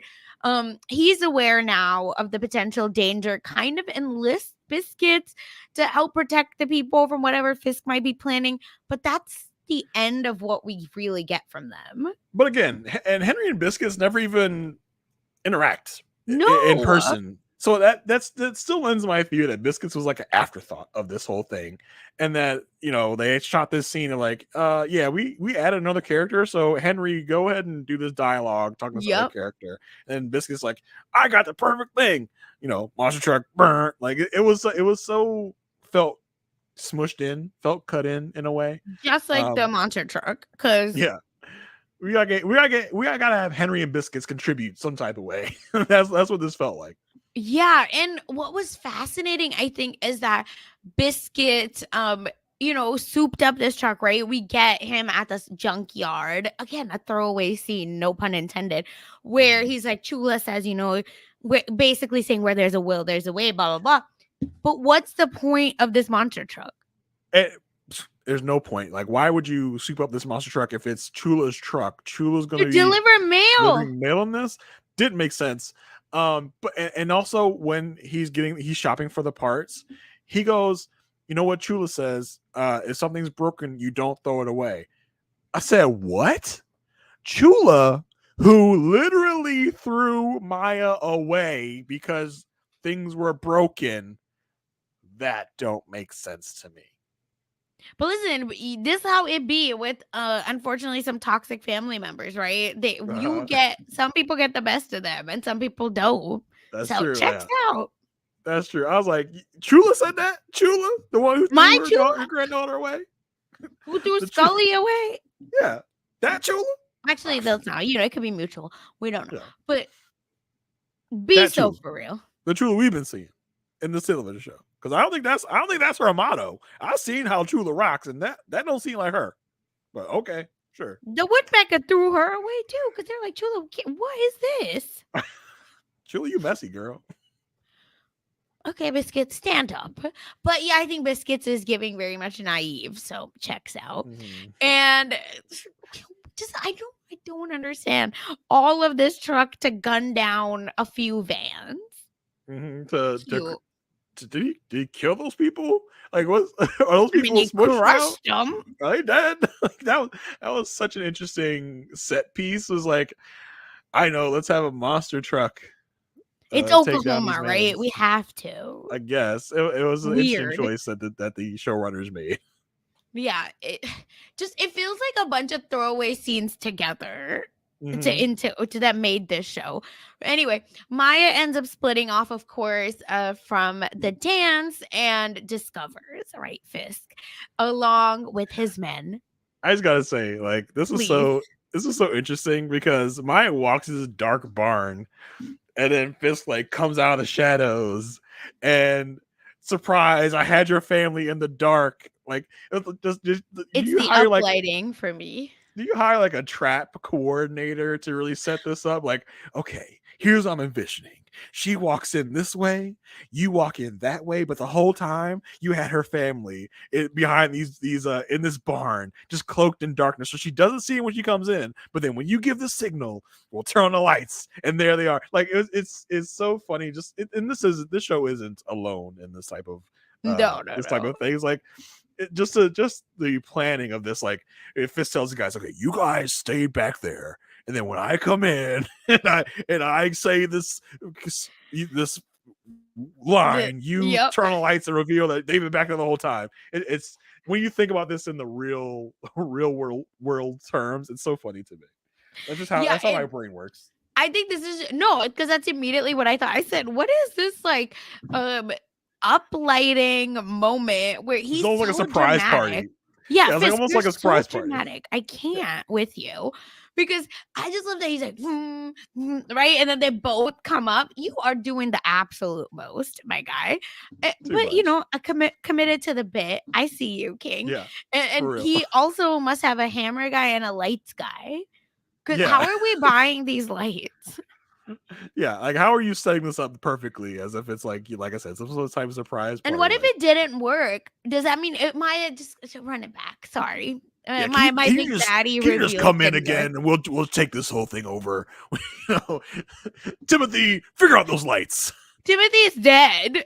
Timmy's gone. It's a light guy number 2 now. That's promoted to number Hmm. 1. Yeah, the lighting's all wrong. I'm pissed. Okay. That's what we're getting. So, of course, Fisk is like about to, they're about to have a whole battle, and then he reveals Tula and Bonnie. Then he says, Bonnie, come here though. Bonnie is now interpreting her own hostage exchange. Yeah, forced interpreting. Basically, he said he gonna kill us. Yeah. And then I love that at certain point, Bonnie is so shocked, rightfully so, that she's like, bitch, we about to die. This is frightful signing. She's like she can't believe what she's signing at this moment. She's like, he said he's about to kill us. Like, as she's signing, she's like, I can't believe I'm signing If what y'all I'm signing right aren't now. watching us on YouTube, you're missing Like, he great. killed your daddy. Did you know that? He just said he killed your dad. Oh my god, it was so like again, it just this is so funny. But I think Kingpin has to be a great villain to me because of his commitment to the bit. Yeah, 100%. He's larger than life in more ways than Yes. one. And I think and when in Daredevil in the Netflix series, he really came across as this really just super deranged, super Hmm. uh maniacal guy. Here is a little bit more of a softer side in Yeah. different ways. I still don't know what his true motivations were for Maya. Did he really see Maya as a daughter? Did he still want to keep using her as a weapon? Is a Hmm. little bit of both. We still don't really get the full info on what his true feelings are for Maya in this way. Yeah, I think it's very much like the oh, you could have had all of this, right? Where funny enough, we get the guy named Woody at the junkyard, Mhm. quoting Lion King. But to me, this is way more that, right? Like everything a light touch could have been yours, Yeah. Maya, but you messed up. But you turned your back on me. So now I kill you. And of course, as Fisk's men are about to attack full on because now, we've all like everything has come out to the light. No pun intended. the powers are gonna power, baby. The powers show up, and I have to say, it is a little bit silly because it took what, maybe 1 minute, not even 30 seconds. Bonnie and Chula quickly took also get the powers. They do a Mhm. little 1-2 punch. It's like irrelevant. It was like a fart in the wind that Yeah. happened. But the biggest piece, and I will say I am taken by it. I'm a sucker. I don't care. But when the ancestors show up to fight, Listen, the I'm in CG it. wasn't the best, but What? I appreciated the moment. I appreciated the sentiment. I think if we see Echo more, I think it would Mhm. be fun to see like as she's doing things like that ancestor that Ooh. she learned that from like pops up alongside her or something, or she can talk to. Like I would love to see a however many long episodes you want. Give me 10 to 12, Yeah. where as she's doing stuff, she is able to communicate with these ancestors and learn lessons from ancestors. I think that would have been a really fun way for this to go, for those ancestors to be kind of alongside her as she's doing these things. But yeah, as you said, the kind of melding of all the ancestors as she's getting her like fight stance on was a really nice touch, really nice spectacle to show us that she has all these people behind her. She and just the when she's standing there and she has all of her ancestors like behind her, I think was more Mhm. effective than the switching between a different bunch of ancestors Yes. at once. I think just having all of them behind her in a symbolic way was more, I thought, more effective to me than that. Yeah, 100%. I think visually also it just manifested that she's never been alone.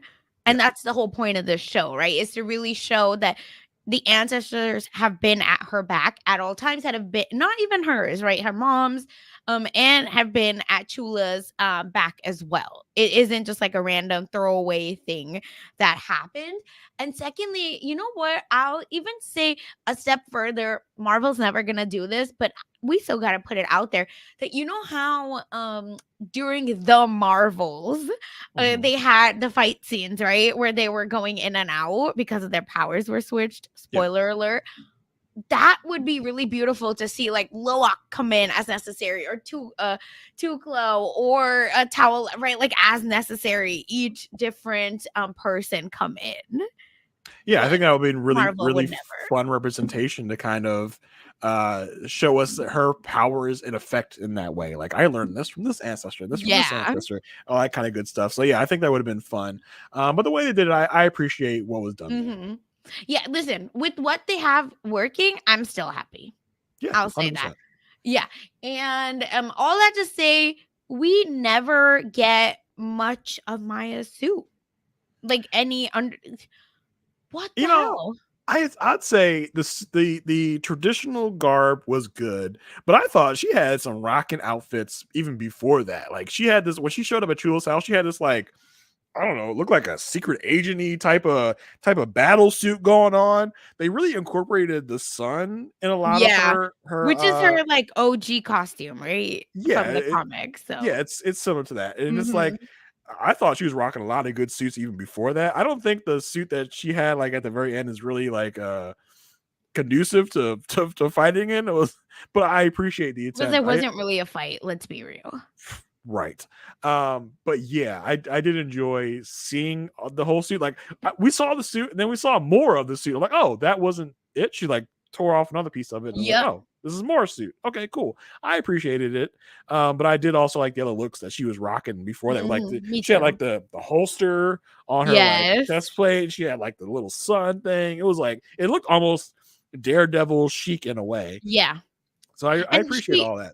which we can talk about in a minute, but, like, where she is now, at least Echo is, I think, under Disney Plus as the Defenders. Oh, So, interesting. yeah, it's like that's the Little subtitle, yeah, subheading. subtitle, thank you. Yeah. So that whatever that may mean, maybe we'll see Yeah. her again. But New Rockstars is a great breakdown of her outfit, so I'd recommend if folks really want to know, because there is like different things that she borrows from each ancestor that's part of her outfit. So which Yeah. is beautiful, but I shouldn't have to go to a YouTube or a recap to know about that. Yeah, 100%. Um, like you say, we didn't really get a lot of the suit. We didn't get a Yeah. lot of seeing it in action because there wasn't a whole lot of action in that Hmm. barn. She takes out some of the henchmen, and then the thing with And Kingpin. Bonnie and Chula do too, right? Like, I was like, okay. oh, come on. And they're echoing Maya, it felt like for a second. Yeah, I felt like they were like siphoning off some of Maya's power Yeah. or something and then using it for themselves. Like, okay, that's cool. I mean, it was a little hokey with Chula, like the old lady taking out the big Yep. straw. I was like, okay, that a little hokey, but I get you. I see what you're doing. Show all the ancestors They have speaking to through wrap them it up. too. That's cool. I'm no complaints on that part. No, it's just it is what it is. And Henry and Biscuits, like I said, take care of the other henchmen. And Henry shoots Zane quietly to where the RPG just like becomes a firework. I mean, he shoots the RPG up in the air, which I guess detonates in the air, which they mistake as a firework. Which Sure. I must say, I didn't think RPGs worked like that. Yeah, They would just like I was pretty sure they had to like hit a target in order for them to right? blow up. Don't they have like heat sensors on them? Again, That's, I could be completely wrong. Me well, when what I do I lie, but like, know? What do I know? yeah, me looking up RP. Maybe I am not gonna do that. Yeah, you should look up RPGs Just on like like as on your yeah, browser. exactly. Like as an immigrant, maybe that's not the best thing for me to look at. Get on some watch lists. Yes, listen, I am South Asian. Going to airports with me is horrible. So yeah. Anyway, turns out it's fireworks. The thank you, shout out to the truck who has killed more people now than anyone else and crushes the vans. Everything's done, and she now uses her healing powers or her mom's healing powers to go to Fisk, right?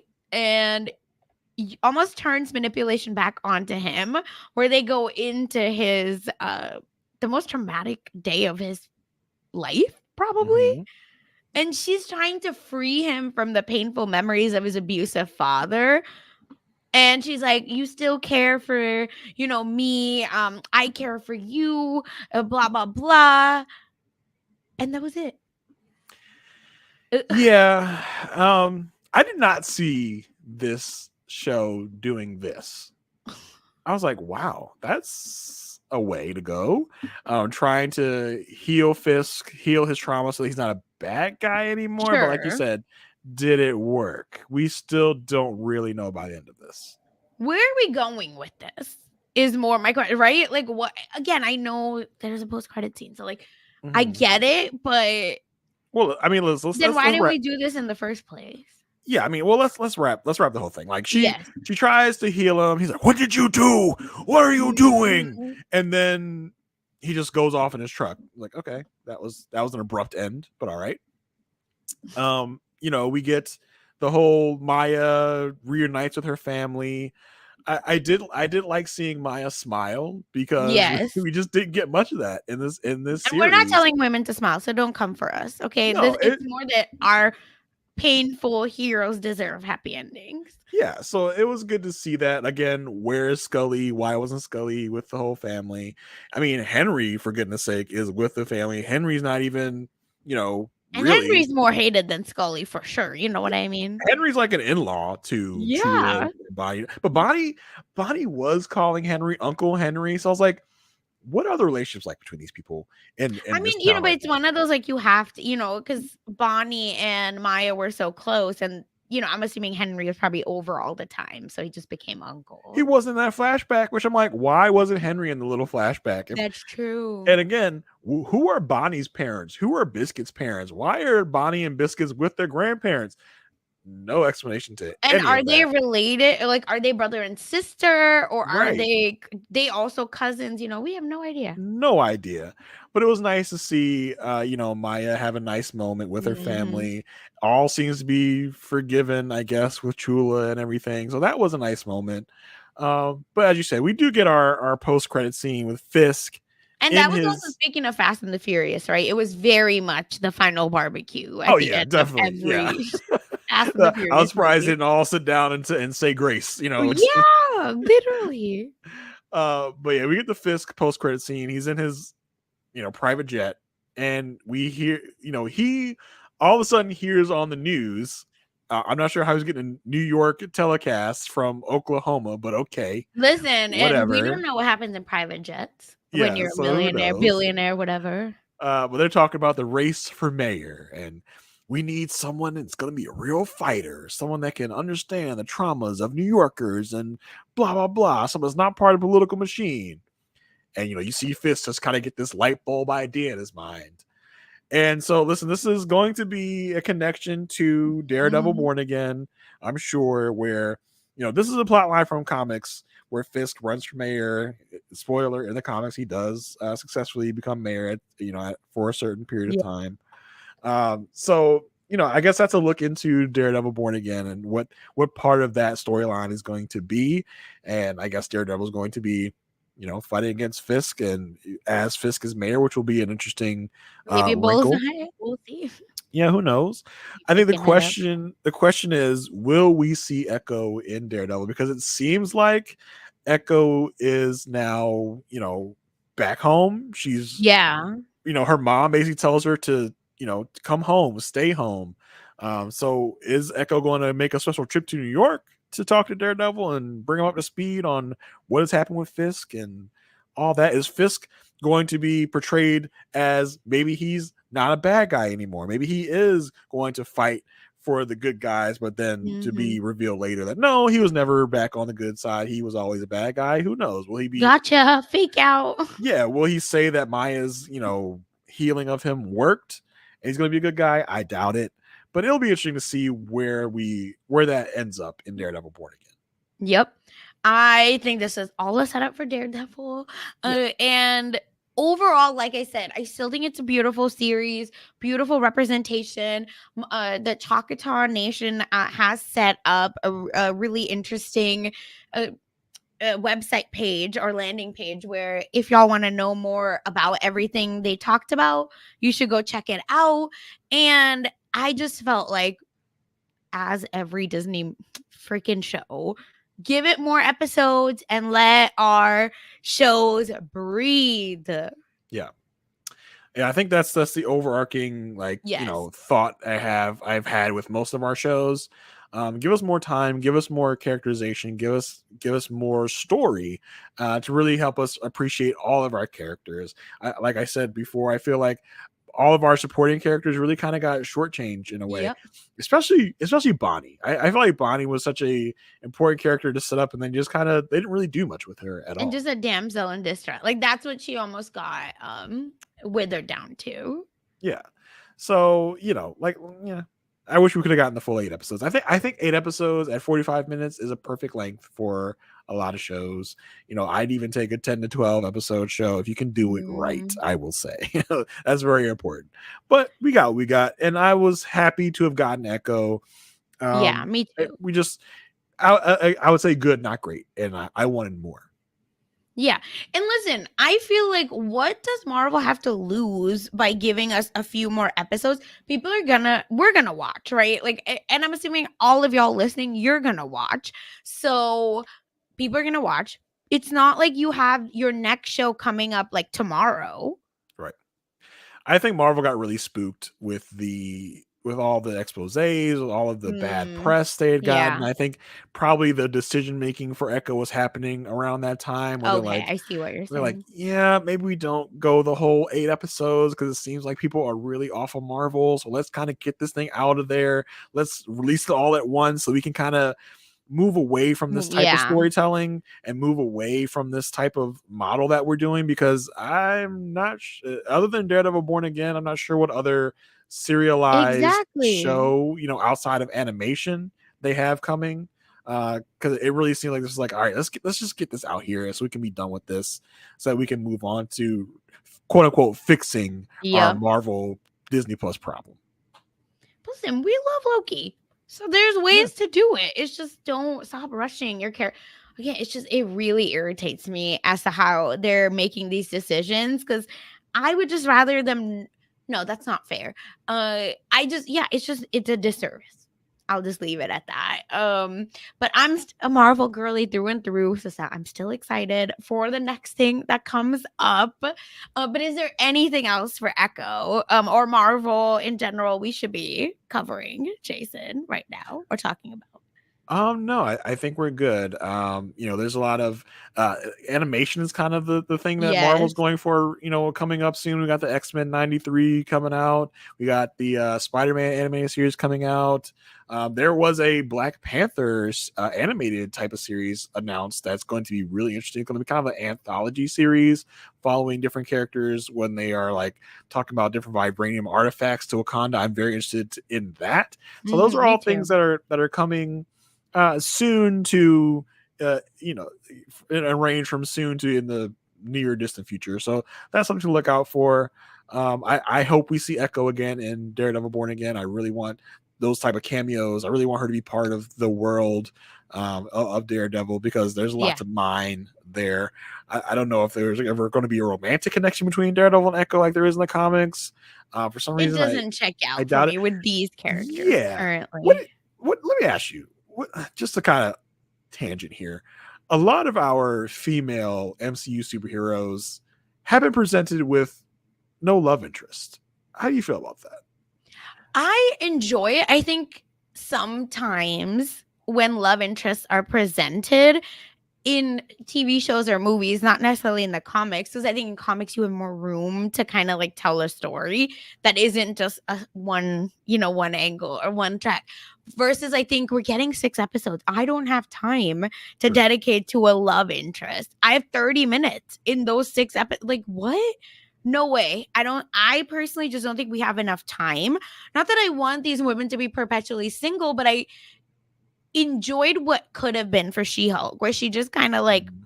is like, yeah, let me hit up this guy that let me have a roster for Yeah. when I'm bored.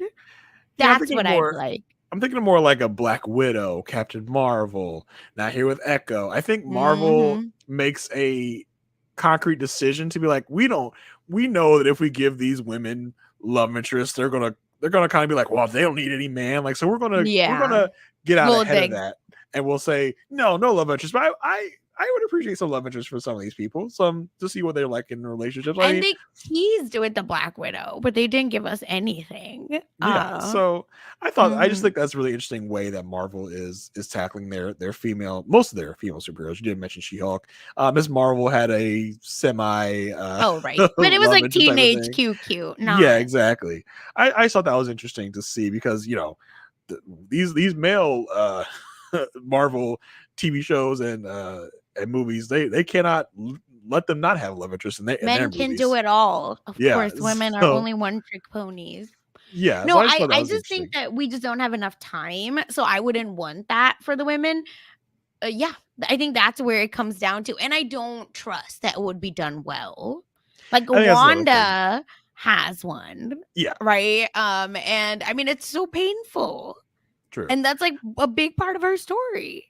Yeah, so I think Marvel's like, you know what, we just won't even really touch it with a lot of our Yeah, characters. We'll because just we don't know how to let them do be it well. badass women on their own, which I do appreciate in that aspect of it. But But yeah. it's still the like level one, right? Like Mhm. they're which is again an issue with all of these superheroes. It's like women can have it all. It's not like this crazy thing. I just think they don't know how to do it yet.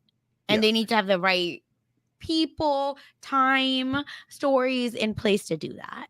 Yeah, but I do think for the most part, Marva's handled their female superheroes pretty well. I think up to Mhm. this point, they just need to hone in on some of those aspects to figure out how to tell a story about you know the female superheroes having these like you said, figuring out how to get their arms around Yep. that aspect of it. Which I don't. They might not be there yet. They might have tried. Like, yeah, you know what? We're not there yet. Let's just leave it Yeah.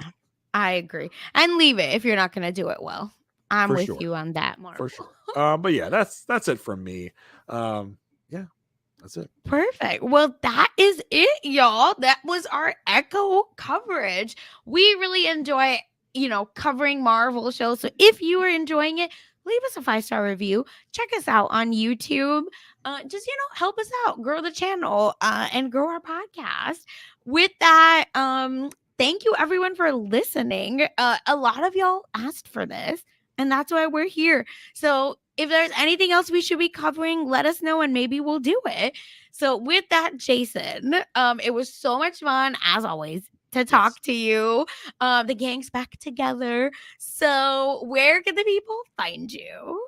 On Twitter, you can find me at JAYR1085. As far as podcasts, right now, my main gig is talking about the show Married at First Sight. Over on our podcast, Perfect Match, me and Asia Welch talk about that show every week, give you all the nitty gritty, all the dirty and down details. So come and check us out over there. Sasha, how about you? Yes. And for me, I'm covering weekly on Rob Has a Podcast, Mess Magnet, where we chat honestly, you name it, we're talking about it. All the celebrity gossip, all the mess. This week, we're going to have Bryce Isaiah from the Purple Pants podcast doing an Oops All Anonymous episode, which means we're going to have listener submitted mess. And that's the whole episode. We're going to be reacting to it. Honestly, Bryce doing it is a dream come true. We're so excited. So go check that out. And of course, with Chappelle, I'm still talking. Below Deck Med. Yes, we're still stuck in the med. I don't know how that's happened, but it has. So check that out. And for everything else I'm doing, just follow me on Twitter at funsides_04. Thank you everyone for listening. Bye.